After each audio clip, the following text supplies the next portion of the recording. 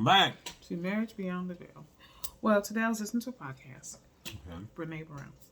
Oh, okay. And she was talking to Timby Locke and her sister, Attica Locke.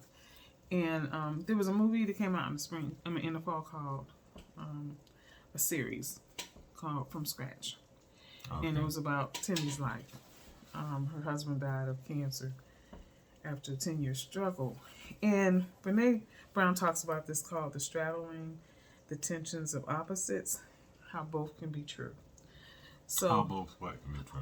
Tensions of opposites. So the opposite. So say for instance, in her case, what they were referring to is how you can love someone, but when they're sick, you want them so bad to get well, but there are days that you wish they would just die. Okay. Tensions of opposites. Okay. How both can be true. And, so I started thinking about, in love relationships, there are times that you can have those tensions of opposites. You can love someone, but at the same time, there may be a period in a marriage or in that relationship where you don't really like that person. So, but you can still love them. You may not like them. I believe that that's a tension of opposites where both can be true.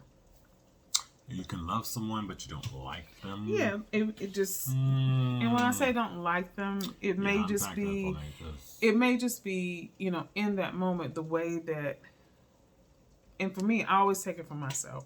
The way that I'm feeling towards that person may be misdirected or misguided by something else, but in that moment, I'm really feeling like, okay, I don't like you right now. Or there may be something that someone has done in a relationship. So, say for instance. Maybe someone has cheated. Mm-hmm. Doesn't mean that I don't love you, mm-hmm. but I might not like you right now. Okay. So that would be straddling the tensions of opposites. Okay. Where both things can be true. Well, I didn't hear this podcast, but based on what you're saying, of course, there can be tensions of opposites in a great many things. The love you, but I don't like what you did. Not necessarily I don't like you, but I don't like what you did. I think that makes more sense, at least to me. Of course. Of course. Whatever that means. Any rate, okay. Tensions of opposites.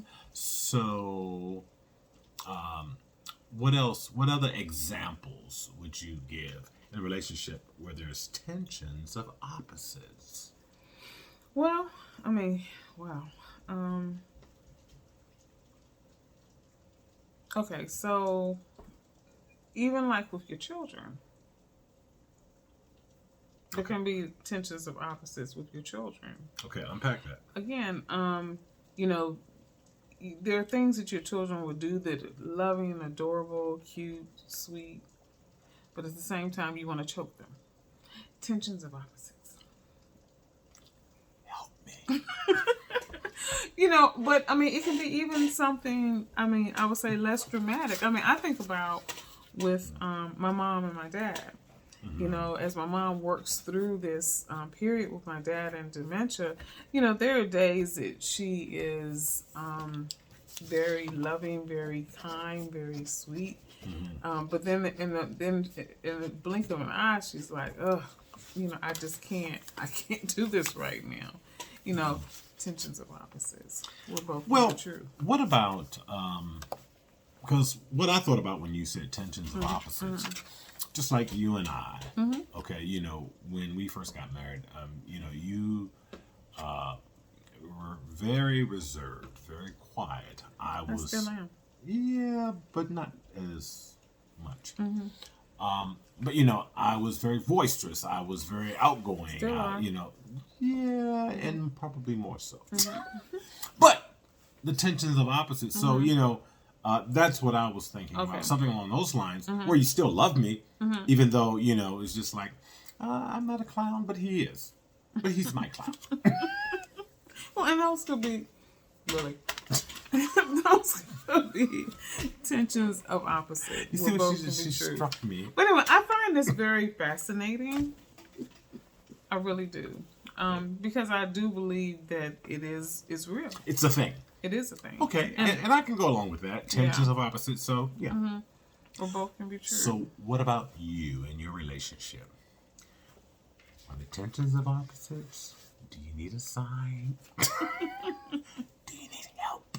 Me, please. See? I didn't choke him, even though right now I wanted to. See? Tensions of opposites.